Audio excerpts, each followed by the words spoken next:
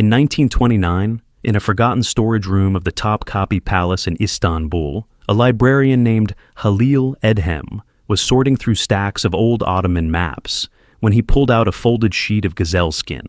The signature in the corner read, Piri Reis, the date 1513. The map showed the coastlines of Spain, West Africa, the Caribbean, the eastern shore of South America, and along the bottom edge, the coastline of Antarctica, drawn without ice. Antarctica was officially discovered in 1820. The map had been sitting in that palace for 307 years before the continent it depicted was even known to exist. Now, the standard explanation you will hear from any university press release is that the resemblance is a coincidence, a misidentified landmass, the product of an overactive Ottoman imagination filling in space at the bottom of a parchment.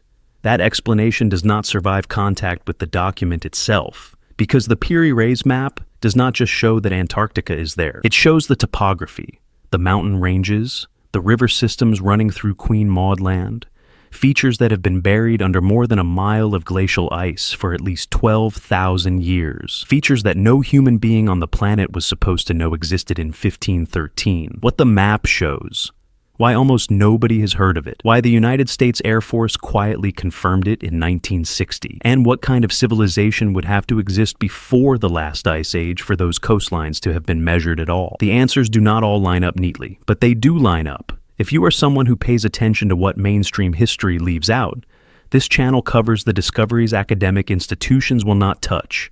Subscribe and stay with me. Here is what makes the Piri Reis map different from anything else in the cartographic record. To understand what we are looking at, you have to understand who drew it. Piri Reis was not a fantasist. He was not a mystic. He was an Ottoman admiral born around 1465 in Gallipoli, the nephew of Kemal Reis, one of the most respected naval commanders of the late 15th century. He spent his entire adult life at sea. He fought in the Mediterranean campaigns. He charted the coasts of Egypt, the Levant, the Aegean. By the time he sat down to assemble the 1513 world map, he had already produced what historians still consider one of the most complete navigational manuals of the Renaissance, the Kitab-ı-Bahriye, the Book of the Sea, 210 chapters, hundreds of harbor charts, tide tables, wind patterns, coastal landmarks for every port from Venice to Alexandria. This was a working military cartographer. He drew maps for ships that had to actually arrive somewhere, and Piri Reis was not working alone or from imagination. He wrote in his own hand, in a marginal note on the surviving fragment, that he had compiled the map from 20 older source maps. Some of them, he says, dated to the time of Alexander the Great. Some of them came from the Arab world, and some of them, he tells us, came from sources he could no longer identify. As an Ottoman admiral working in the wake of the fall of Constantinople in 1453, he had access to archives that had been sitting in Byzantine libraries for 1,000 years. Documents salvaged from the burning of the Library of Alexandria, which had passed through Arab hands and eventually into Ottoman possession. Charts that, by 1513, were already considered ancient. So, when we look at the Piri Reis map, we are not really looking at the work of a 16th century admiral. We are looking at a compilation of source materials whose original dates and origins are unknown. Piri Reis told us that himself. The Orthodox historians simply chose not to take him at his word. The fragment that survives, the piece pulled out of Topkapi in 1929, is the western third of the original map. The other 2/3 are gone, lost, presumably, in the same casual neglect that left this one folded in a storage room for centuries. The surviving piece is roughly 86 by 63 centimeters, drawn on a single sheet of gazelle hide, with notes in Ottoman Turkish in the margins. Here is what that fragment shows: the western coast of Europe, the bulge of West Africa, the Atlantic, with islands that should not be there, the Caribbean, the eastern coastline of South America, accurate down to the Amazon Delta, and at the bottom, joining the southern tip of South America in a way that no modern map shows, a coastline that runs east. A coastline with bays, peninsulas, and inland mountain ranges drawn in the same hand. That coastline matches the profile of Queen Maud Land, the portion of Antarctica that faces South America across the Drake Passage. The conventional response is straightforward. There is no Antarctica on the Piri Reis map. What the viewer is seeing is South America, distorted, with the coastline bent around to fill the bottom of the parchment. The mainstream argument runs that Medieval and Renaissance cartographers routinely warped land masses to fit the available space, and that what looks like Antarctica is simply a stretched version of Patagonia. It is a clean argument. It is the kind of argument a careful skeptic would make, and it does not survive a serious look at the projection. Because in 1960, the United States Air Force took a serious look. The man who looked at it was Lieutenant Colonel Harold Z. Ohlmeyer, commander of the 8th Reconnaissance Technical Squadron at Westover Air Force Base in Massachusetts.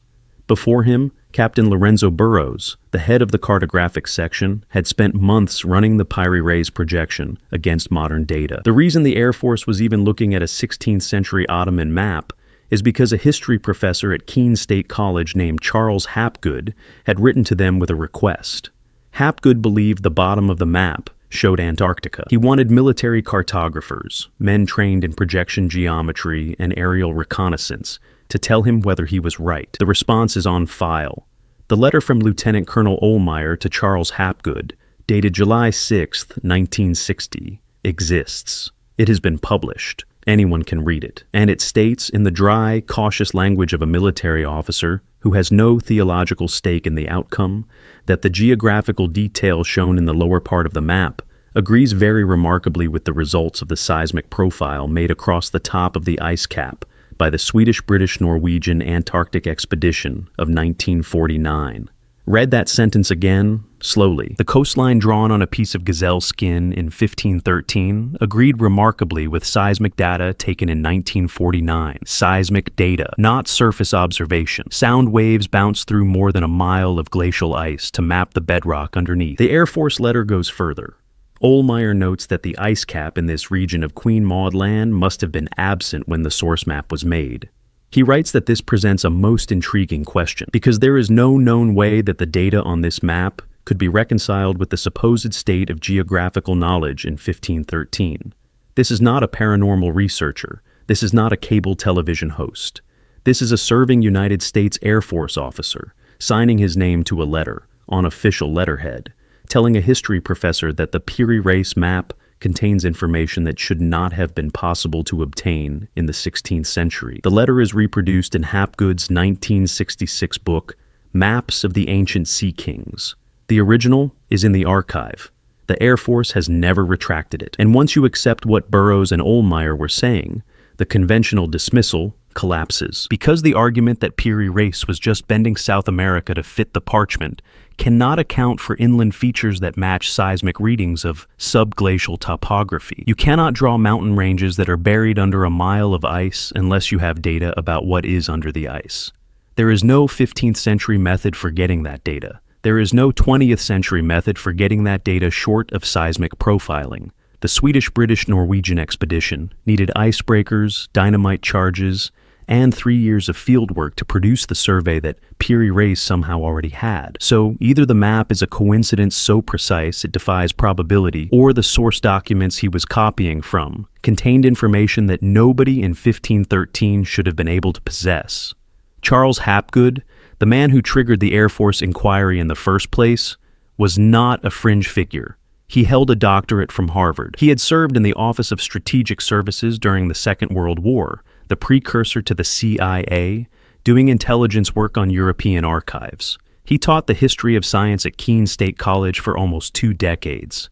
Albert Einstein, in the last year of his life, wrote the foreword to Hapgood's first book, Earth's Shifting Crust. Einstein found the underlying argument worth taking seriously, even where he was not yet convinced of it. Hapgood's thesis was not that ancient astronauts had drawn the Piri Reis map.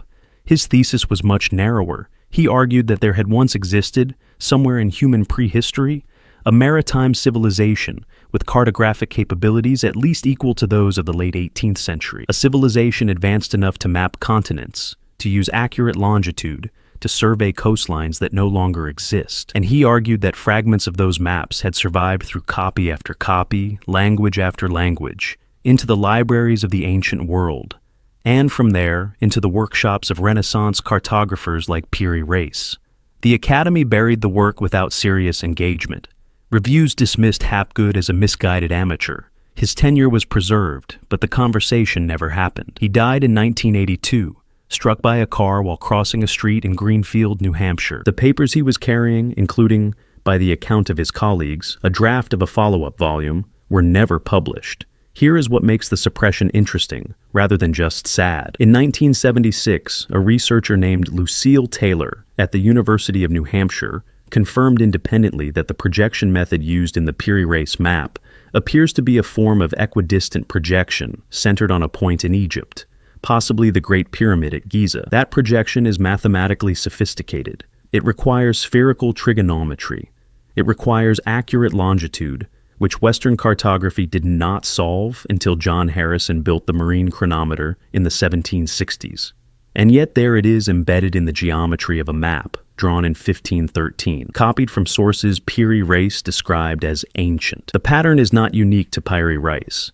The Orontes Phineas map of 1531 shows Antarctica as a single landmass with rivers and mountain ranges, 2.5 centuries before discovery. The Boache map of 1737 shows Antarctica as 2 separate landmasses divided by a waterway, which is exactly what subglacial radar surveys revealed in the 1960s, when scientists discovered that West Antarctica is in fact a separate land formation from East Antarctica, joined only by ice.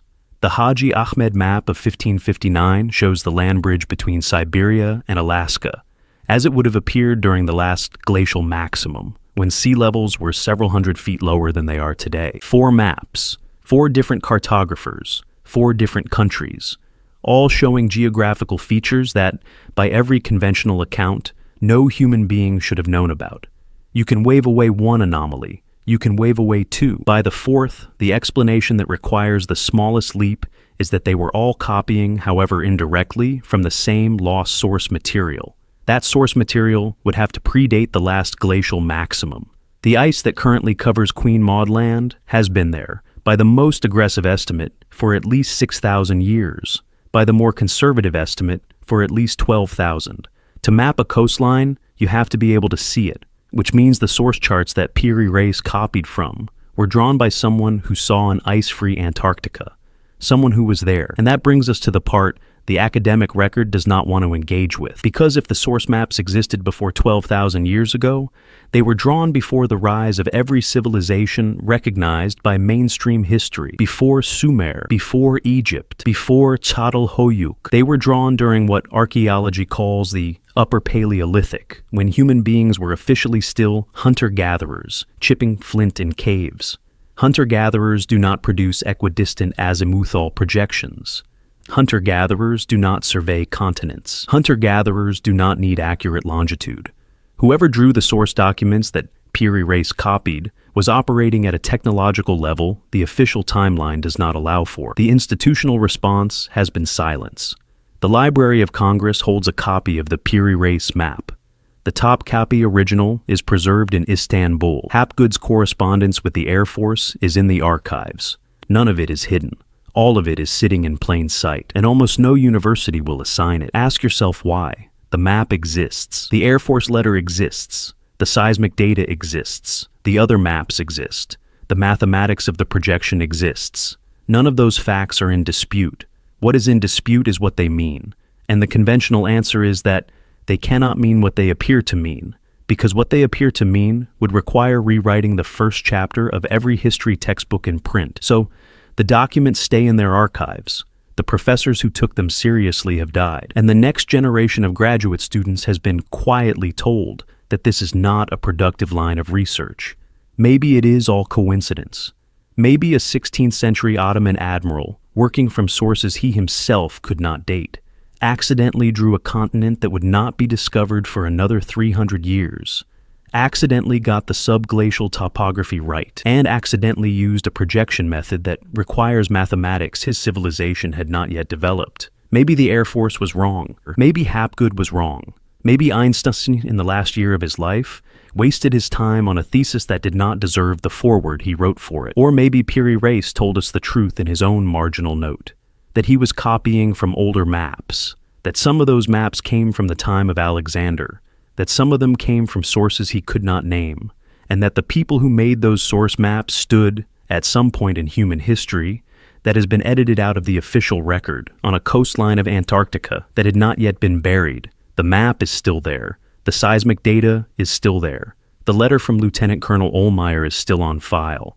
Whether you believe what they imply is up to you, but the evidence does not go away, and the official story has yet to explain it. If you have made it this far, you already know the textbook version is missing pieces. This channel goes through the suppressed cartography, the buried expedition records, and the sealed archives that mainstream history has agreed not to look at too closely. Next, we are opening a different kind of document. Admiral Richard Byrd, the man who flew over both poles, kept a private diary in the years after his last Antarctic mission. There are 7 final entries. By the 4th, something has changed in the writing. He was never the same man after that page. The next video breaks down all 7. Click it on screen now.